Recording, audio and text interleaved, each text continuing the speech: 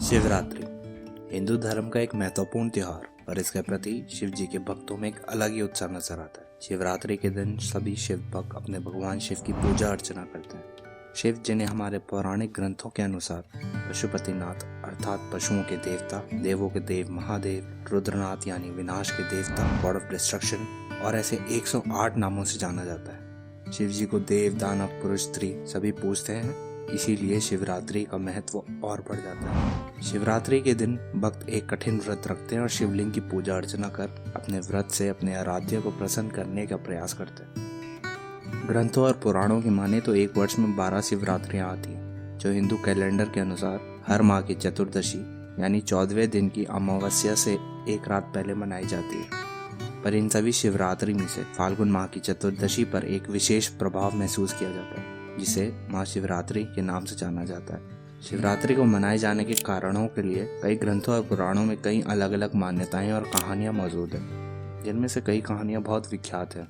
आज हम उन्हीं कहानी किस्सों के बारे में जानेंगे और साथ साथ शिवरात्रि के महत्व को भी समझेंगे।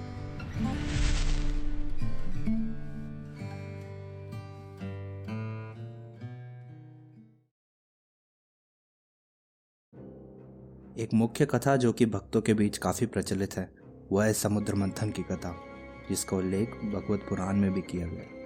इस कथा के अनुसार जब देवताओं और असुरों के बीच समुद्र मंथन युद्ध चल रहा था, तब समुद्र मंथन से कई चीजें उत्पन्न हो रही थी, जिसको देवता और असुर आपस में बांट रहे थे। और जब समुद्र मंथन से विष की उत्पत्ति हुई तो किसी ने इसको ग्रहण नहीं किया और ये विष समुद्र की सतह पर फैलना शुरू हो गया, जिसे देख देवताओं, असुरों, मनुष्य, पशु पक्षियों में हाहाकार मच गया। ये देख सभी देवता चिंतित हो गए और आपसी सहमति से भगवान शिव के पास उसका निवारण मांगने की सोची। सभी देवता इकट्ठा होकर भगवान शिव की शरण में चले गए और उनसे इस समस्या का निदान करने का आग्रह किया। जैसे कि भगवान शिव को भोलेनाथ भी कहा जाता है, क्योंकि वे सबसे दयालु हैं, तो उन्होंने बिना कुछ सोचे हुए देवताओं के इस आग्रह को स्वीकार किया और विश्व के कल्याण के लिए समुद्र मंथन से निकलते हुए विष को ग्रहण किया, जिससे उनका कंठ यानी गला नीला पड़ गया और इसी कारण उन्हें नीलकंठ की उपाधि दी गई। भगवान शिव की सुदारता को देख सभी देवता और दानव उनकी महिमा का गुणगान पूरी रात्रि करने लगे और उन्हें देवों के देव महादेव के नाम से पुकारा गया। और माना जाता है कि भगवान शिव की इस महिमा को मानने के लिए शिव की आराधना करते हैं।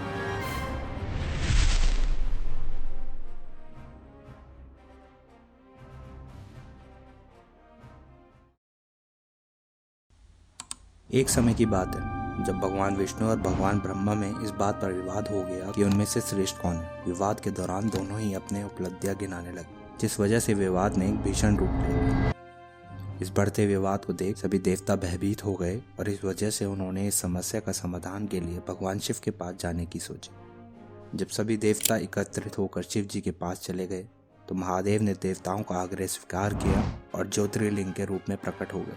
प्रकट होते ही एक अलग सा तेज उत्पन्न होता है, जिसे देख भगवान विष्णु और ब्रह्मा दोनों आश्चर्यचकित हो जाते हैं। प्रकट हुए ज्योतिर्लिंग का ना तो कोई आरंभ था और ना ही अंत। इस ज्योतिर्लिंग का अंत ढूंढने के लिए विष्णु भगवान ने शूकर अवतार लिया और पृथ्वी के नीचे की ओर चले गए, और वहीं ब्रह्मा जी ने हंस अवतार लेकर आसमान की तरफ उड़ान भरी। काफी समय तक प्रयास करने के बावजूद न आरंभ का पता था ना ही अंत का। अंत न ढूंढ पाने के कारण विष्णु भगवान ने अपनी हार स्वीकार की, परंतु ब्रह्मा जी ने कहा कि उन्हें इस लिंग का प्रारंभ प्राप्त हो चुका है। यह सुन शिव जी क्रोधित हुए और प्रकट होते ही ब्रह्मदेव को श्राप देते हुए कहा कि उन्हें आज से कोई पूजेगा नहीं। इस प्रकार से भगवान शिव ने ज्योतिर्लिंग के रूप में प्रकट होकर ब्रह्मा और विष्णु के बीच में इस विवाद को सुलझाया और भगवान शिव के इस ज्योतिर्लिंग के रूप में प्रकट होने को भक्त शिवरात्रि के रूप में मनाते हैं।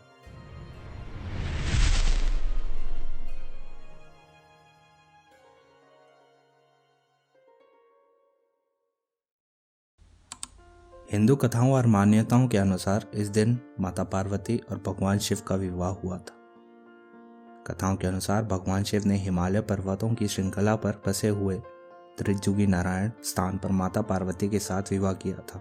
मौजूदा समय में त्रिजुगी नारायण उत्तराखंड राज्य के रुद्रप्रयाग जिले में स्थित है और माना जाता है कि जिस अग्नि को साक्षी मानकर शिव जी ने माता पार्वती से विवाह रचाया था, वो अग्नि त्रेता युग से अभी तक जलती आ रही है और इसी वजह से इसे अखंड अग्नि कहा जाता है।